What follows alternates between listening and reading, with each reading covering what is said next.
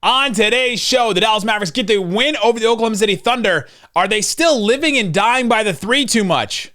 Yes. How can they get out of that? I'll tell you. All that and more on today's Locked On Mavs. I'm Luka Doncic, and this is Locked On Mavericks. Mavericks, NBA champions. Bang! It's good! And the Mavericks have won the game! If you don't believe it, shouldn't be here.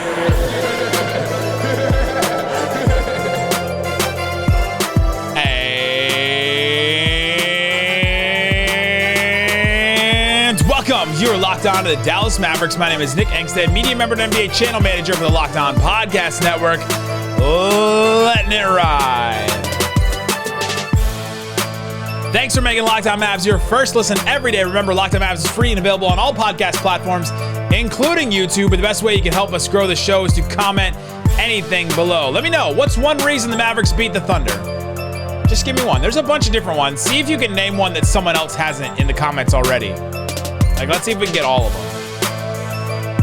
Today's episode is brought to you by Prize Picks. First-time users can receive a 100% instant deposit match up to $100 with promo code LOCKEDON. That's prizepicks.com. Promo code LOCKEDON. Let it ride.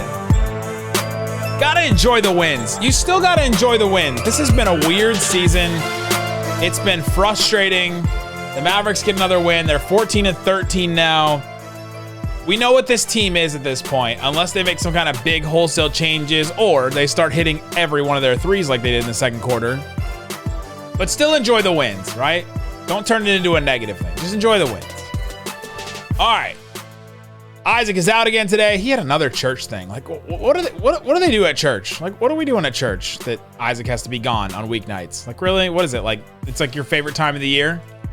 Like your Messiah was born in this month? Was there something... Confused. But that means the streak starts again. The solo streak is back. I'm back. After two bad solo losses, now I'm back. And the Mavericks get a win against the Oklahoma City Thunder.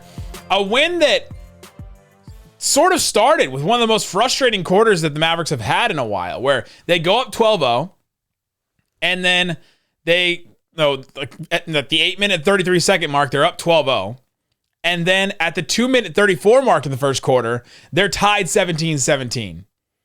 And then they end down 23-28. And you're just like, what just happened? The Mavericks were 3 of 15 from 3 in the first quarter. Then all of a sudden, the second quarter comes around. The second quarter comes around, and the Mavericks just, they start hitting a couple threes. They're down. They start hitting a couple threes. It was 54-50. At the 2-minute, 31-second mark. This is one of the things about this team that makes this team special. This team can be special. One of the reasons why they went to the Western Conference Finals is this team can get hot. And when this team starts hitting threes, they are unstoppable. I still believe that about this team. Because they can create all the open looks. Luka said it after the game. Hey, we were taking open looks. You can't get a much better shot in the NBA than that. He's kind of right. A wide open three from proven three-point shooters that the Mavericks have, you can't get a much better shot in the NBA. Efficiency-wise, not necessarily percentage, because the right at the rim is probably better, but efficiency-wise, the amount of points you get, what everyone says, analytics want you to take a 3 over 2. Yeah, if it's wide open, yeah, we do. Yeah, they do. So anyway, it's 54-50 at the 2-minute, 31-second mark. At the 16-second mark, so 2 minutes and 15 seconds later, it was 66-50. It was a 16-point lead for the Mavs. They just went on a quick run right there, just hitting 3 after 3 after 3. They were 10 of 16 from 3 in the second quarter, and then the Mavericks kind of just held on to that lead. They nursed that lead throughout the rest of the game. It got close a couple times, got within 5 a couple times after that, but after that run at the end of the second quarter, it was basically it. The Mavericks they had figured out their formula, and they were just going to keep going back to it.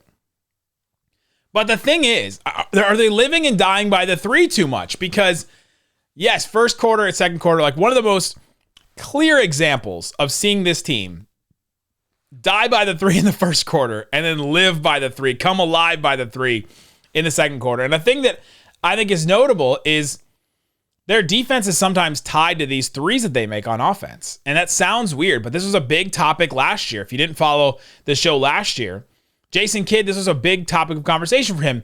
When they don't hit threes, when the Mavericks don't hit threes, they walk to the other end and they hang their head and you're like, oh, they get frustrated.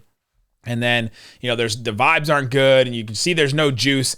And when they hit their threes, especially at home, you hit your threes, you feel the crowd in and everybody's excited. Like you're glad that you didn't let Luka down. I honestly think that's part of it. I honestly think that is part of this whole thing is they didn't let Luka down when they miss a shot or when they make a shot. And then they go to the other end and they're juiced and there's the vibes are in and their defense can lock in because their defense is so tied to effort. It's so tied to, am I locked in mentally? Am I locked in with my rotations? Am I locked in with where I'm going to be? It's a team defense that they play. And they can play it really well if their threes are hitting. If their threes are hitting, then they're good, right? The Mavericks offensive rating in the first quarter, 83.3. That would be like, that's terrible. It's terrible, awful. There's no team in the NBA even close to that. By halftime, so counting first quarter, by halftime, it was 137.5. That would be the best offensive rating in the NBA by like 20 points or like 10 points. It's nuts how different the vibes, how different the play was, how different the production was if they're just hitting threes. And it's so frustrating because Luka can create all the open threes ever. He can create probably the most open threes in the NBA Luka creates. I don't know that there's another player in the, like even Jokic, even LeBron, even Giannis, like none of these guys create the amount of open threes that Luka does because he can hit anybody on the court at any point. He is the best passer in the NBA. He can hit any of those at any time.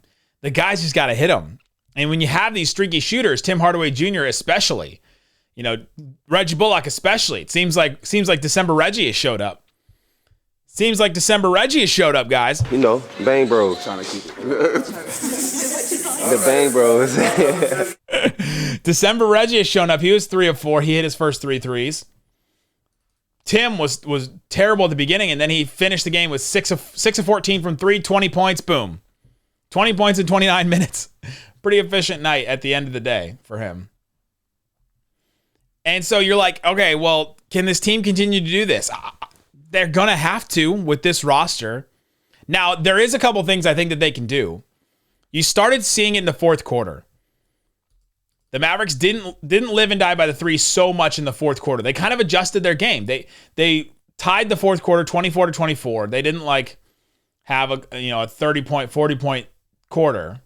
But they also only hit 2 of their 9 threes in the third quarter. So normally that's a quarter where you're like, oh, they didn't create enough threes. They didn't take enough threes. They probably lost the quarter. Well, they probably should have, but their defense was still good. They still defended really well. They defended everyone well except for SGA because SGA was amazing in this game. We'll talk about him for sure. But what they did was Luka, Dinwiddie, and Christian Wood were 7 of 10 from 2 in the fourth quarter. And they showed that they can score in different ways. Those are the 3 guys on this entire roster, besides Dwight with alley-oops or JaVale with alley-oops or whatever. The 3 guys in the entire, or Jaden Hardy, who was on the bench and didn't get to play. They're the 3 guys that actually play, that can get a shot from 2 that's good. Luka, he's got the whole bag, right? The drives, his post-ups, his turnaround fades, he was hitting those. When he starts hitting those in the fourth quarter, it's over for the rest of the league. He's just too tired by the end of the game this season to be able to hit those consistently. Dinwiddie drove in the lane twice in the fourth quarter in a row and got some good shots. That's what you really want to see. Great game from him. We'll talk about him in the second segment and what he did. And then Christian Wood. Christian Wood showed something that he can do that no one else on the Mavericks can do, and that is he starts around the baseline on either side, inside the three-point line, not close to the three-point line, inside, like halfway between the three-point line and the paint. Starts on the baseline, and he drives middle, and he can pull up and hit that little shot over a lot of different players. If he's got a guy on him like Eugene Omarui, who was on him at one of them, or Jeremiah Robinson Earl, who was on him for a couple times, like if he can hit that shot consistently for the Mavericks, that's something that you can go to that's not just a three-point open shot. So coming up, let's talk about a couple of things the Mavericks did well in this game. Luka and Dinwiddie ran the show. in this one, and they were awesome, combining for 58 points, 18 boards, and 18 assists. We'll talk about how they did, how the Mavericks won this game, and more coming up. But before we do, let me tell you about Prize Picks. Prize Picks is the best thing that you can go to. It's a daily fantasy where you can go pick 2 to 5 players and an over-under on their projection. So let's say you wanted to do, what's a fun one for tomorrow? NBA, there's Sixers versus Kings. That was actually kind of fun. I can pick Joel Embiid. He's on a heater right now. His over-under right now is 30.5 on Prize Picks. That's a lot. But he's been killing it. So I'm going to go over. He's going to be playing against Sabonis. I think he's going to get a ton of points. And then you can also pick, say, if I wanted to pick James Harden, over under 20.5. Let me go under 20.5 for points for James Harden. If I do that, put down $20, I can win 60. If I put down, let's say I put down $100, I can win 300. You can also add a power play to that. You can add another player. Let's say if I want to do Tobias Harris and say I think he's over 16.5, then you can win more money. You can win all kinds of different money on Prize Picks. And right now you can get a 100% deposit match up to $100. The promo code Locked On. That's prizepicks.com. Promo code Locked On. All right, Isaac Harris, let's get into the Mavericks game today. They beat the Oklahoma City Thunder. It was a good win for them. They had an incredible second quarter where the second quarter is the only quarter they won in this game. Lost the first quarter by 5, lost the third quarter by 7, tied the fourth quarter, and won the second quarter by 19 points. That's all they got to do, right? And that's why this team is so volatile. They live and die by the 3 so much because they can have one incredible quarter and win a game. It got close at the end there a little bit, but they can win. So they started, I've already talked about the first quarter, how they came out pretty hot. Then they went completely dead where they just couldn't hit any threes. Second quarter, they were going back and forth until about the 2-minute mark when they got on fire and hit like 4 or 5 threes. 12-0 run. They were up by 14 at halftime. And Luka and Dinwiddie, they were awesome in this game. Luka is obviously awesome all the time. Like, right? I don't have to explain that. There's very few games where we say, well, that wasn't a good Luka game. Dinwiddie was great in this game as well. Spencer Dinwiddie, 20 points, 7 boards, 10 assists, was getting the triple-double watch at times. Only 4 turnovers. Only 4 turnovers for Luka as well. Those guys made it happen in this game. And they needed to. They need to. If the team is going to still be designed the way that it is, with Jason Kidd trusting Christian Wood to the level that he does, which is, my hand is like a quarter of the way up the screen if I'm doing the levels. I'm not like halfway. I'm like a quarter of the way up. If he's going to keep trusting Christian Wood that much, then Dinwiddie and Luka have to be awesome. And they have been. They have been awesome. And in this game especially, they were really good. Dinwiddie was getting in the lane. He's starting to set up guys. He would easily have had 13, 14 assists if he could throw a good entry pass or throw a good lob pass. I don't know what it is about his game. It drives me insane. He had Christian Wood for 2 easy ones. Dwight, I think, probably missed 2 of the alley-oops that he got from Dinwiddie, but it could have been a little bit of a better pass, I guess. He could have had like 14 assists in this game. He was dealing, and it was awesome to see. It was awesome. Luka, it just seemed like anything he was getting was tough. Anything he was going to get in this game was tough. Lou Dort was on him. Lou Dort always defends Luka well. He's so physical. He just plays like a football player. And Luka, after the game, was asked about being defended by Lou Dort again. And remember, last time that they played, he said he's one of the best defenders in the NBA. Gave him that compliment. And this time he said, I'm going to need some pads. I'm going to need some pads next time I play him because it was just so physical. Everything he was getting was tough in this game. He had a couple of catch-and-shoot threes off of Dinwiddie passes that were awesome, but everything he got in this game was tough. He was 13 of 27 from the field. He missed 14 shots, man. He went to the free throw line 10 times. He had 8 assists himself, 38 points for Luka in this game. But him and Dinwiddie were they just stirred the drink on offense, and they have to have that. Dinwiddie continues to step into his role in these wins and continues to play really well, and the Mavericks need him. They need him to be really good. If he's going to have the leash and the green light and the responsibility on offense that he has, he's got to be awesome. What more can I say about Luka Doncic? Everything that he got tonight, he created. He doesn't get any easy. I'm thinking about some of these guys. Like I was thinking, like driving to the game today. Joel Embiid has had this incredible run, this incredible stretch of time where he's scoring 50 points and 40 points and all these big numbers. And Anthony Davis has had this incredible streak, and Giannis has had some big games this year. And you're like, okay, well, when's Luka's time? When's Luka's turn to get a 40-point game or a 50-point game or something like that? And you know what? It might not happen because his career high, he's had 5 40-point games. So maybe not the 40-point game, but how about a 50-point game or an easy one where you're just like, dang, he just scored 45 points and it was so easy and it wasn't a lot of work for him. Those just don't come. Those just don't happen. He doesn't get any easy baskets in the NBA. He gets doubled more than maybe anybody in the NBA. And he creates all of his own offense. Unless it's Dinwiddie throwing a swing pass at the end of a play, or one of the wings throwing a swing pass, or Luka has to chuck it up. He doesn't get anything easy. Bring back the Zaza drop. Nothing easy. He creates all of his own shots. There's got to be a stat somewhere. The amount of shots you create for yourself, it's probably just isolation or something, but he's got to be leading the league in it. But Luka was creating everything. They had that incredible second quarter. The third quarter, there's a little bit of frustration from Luka. The refs seemed like they were all over the place with just some bad calls. I'm gonna do the on both sides. There's bad calls on both sides at times, and you had just some weird shenanigans. And one thing I think I should probably mention is that one of the reasons why the Mavericks won this game, they got 16 offensive rebounds. 16 offensive rebounds. That's the most this season that they've ever gotten. They got 50 rebounds as a team. That's the second most. They were finally bigger than a team. Poku started the game for the Thunder, Alexei Pokusevski, and he's their only really true center that plays. Jeremiah Robinson-Earl played a little bit. Darius Bazley played a little bit. They're basically just big wings that they play at center. And so the Mavericks were finally bigger than a team. They out-rebounded them. Dorian, I think, got 5 offensive rebounds himself. He had a nose for the ball tonight that was awesome. He only played 23 minutes, by the way. I think we should mention that in a second. But they got 16 offensive rebounds. That created a lot of second chance opportunities. They didn't score off of all of them, but they had 24 second chance points. The Thunder only had 13.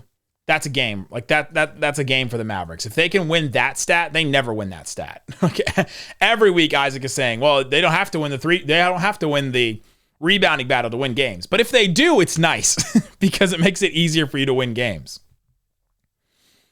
You get towards the fourth quarter, some weird stuff. There was a 45-second period where both challenge calls were called.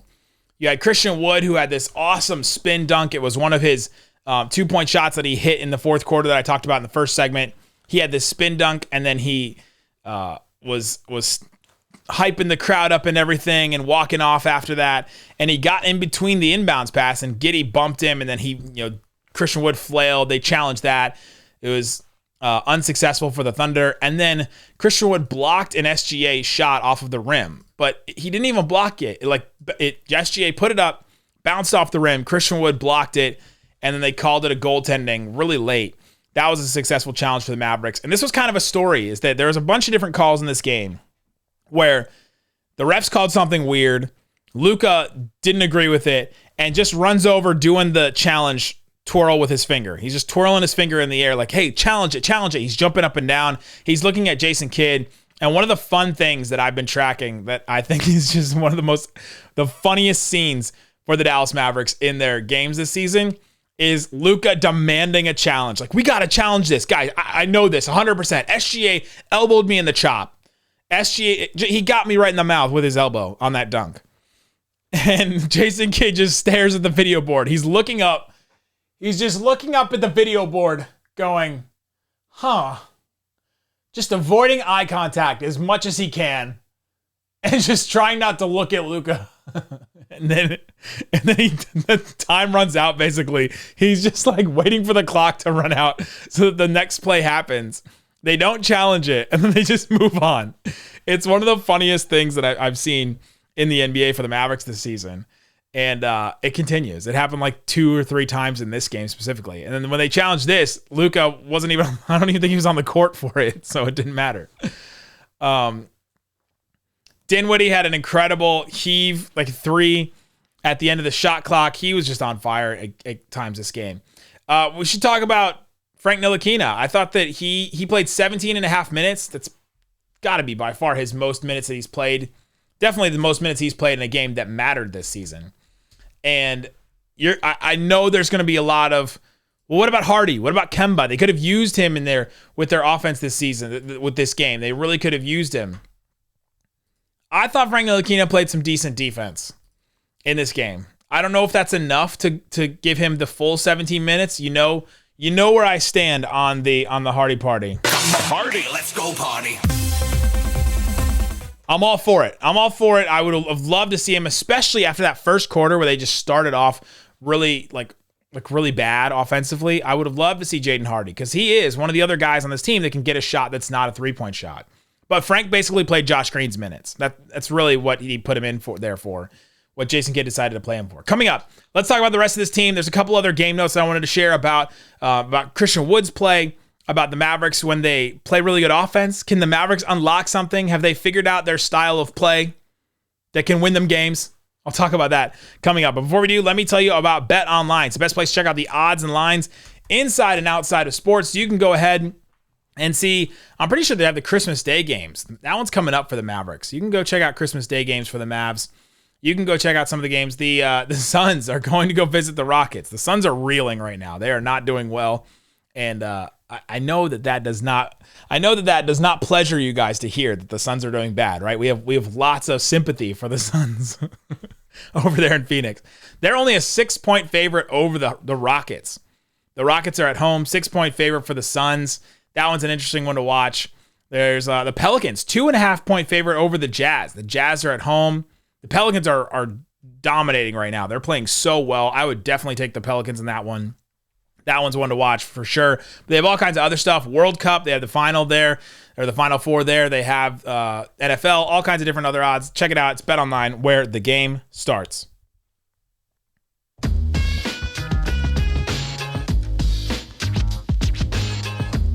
All right, Isaac, let's finish up talking about this game. The Dallas Mavericks, have they figured out a style of play? I've been kind of hinting at this just by looking at the personnel and just trying to figure out who this Mavs team is. Do they just need to lean into offense? Do they just need to lean into, all right, let's be an awesome offensive team? This is the 9th game this season that they've had 120 or higher offensive rating. Offensive rating is points scored per 100 possessions. So a game is roughly 100 possessions. In this game specifically, the Mavericks had they had 98 possessions. Yeah, so they're like right there, 98 possessions. And they scored 121 points. The Mavericks have done that 9 times now, 120 offensive rating. They're 9-0 in those games. It's the 19th game this season. They've had a defensive rating under 115. They're only 10-9 in those games. So their average when they have a defensive rating that's under 115, which is pretty good. And then an offensive rating 120, that's great. They're 9-0 in those games. They've done it 9 times, which is notable.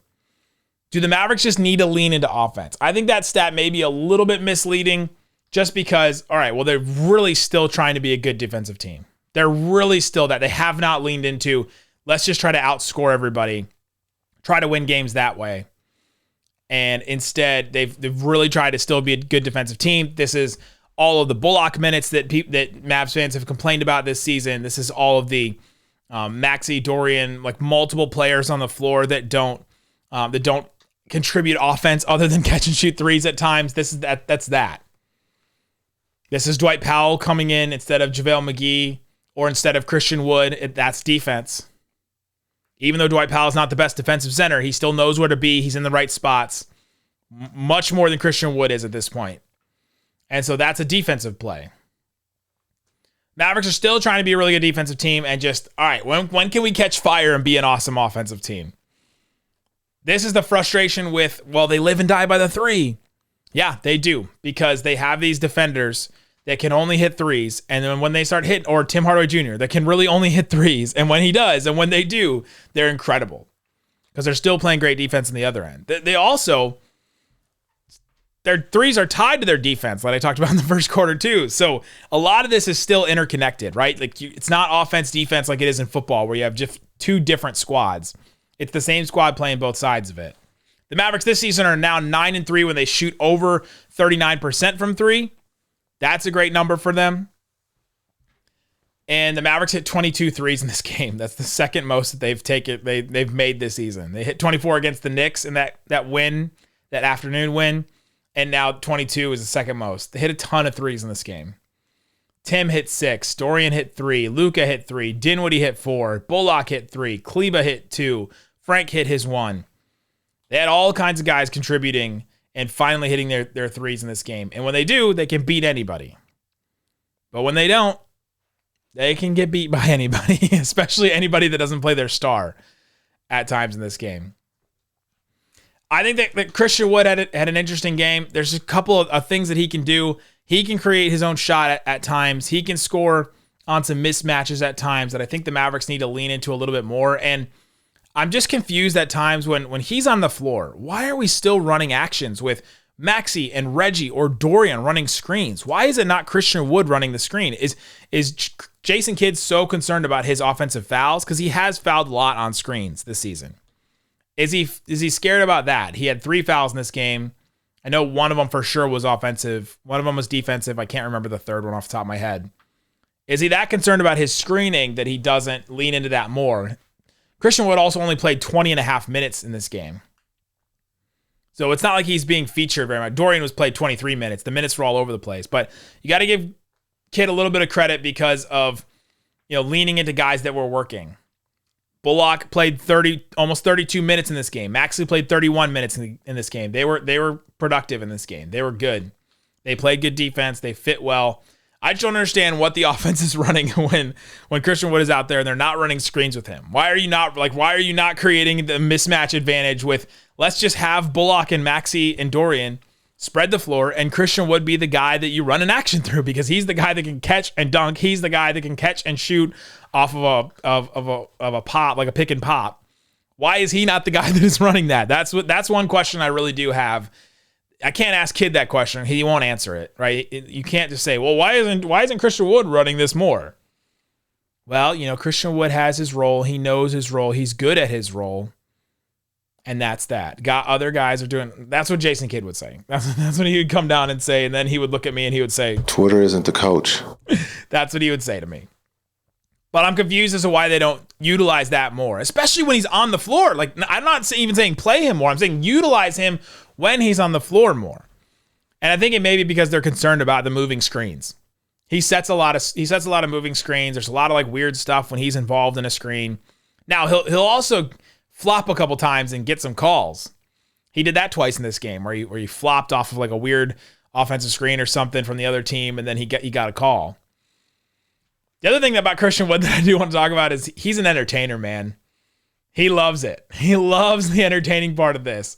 He got that huge dunk. He's hyping the crowd up, and then he gets that bump from Giddey that was challenged by OKC. He's like hyping the crowd up and getting them into it. He's doing the arms out wide, like the "Are you entertained?" I love that. I love that from him because I think that the NBA needs that a little bit more.